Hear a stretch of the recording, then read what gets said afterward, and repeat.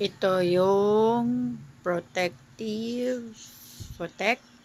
A-Lens. Disposable protective eyewear. Bigay ng katrabaho ko.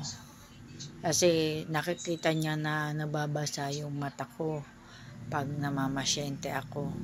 So, sabi niya, try mo to doc, baka magustuhan mo. Kung dati, facial, buong muka, ito, sa mata lang. Tapos, ang kagandahan pa nito, pwede mo siyang suutan ng salamin. Teka lang, kukunin ko lang yung salamin ko. Eto na, yung salamin ko. Diyaran! Diba? Shoot lang sa mata. Tapos, hindi siya sagabal sa salamin. Tsaka, hindi siya mabilis mahulog.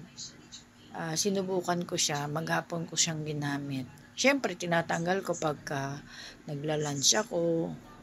Yun lang.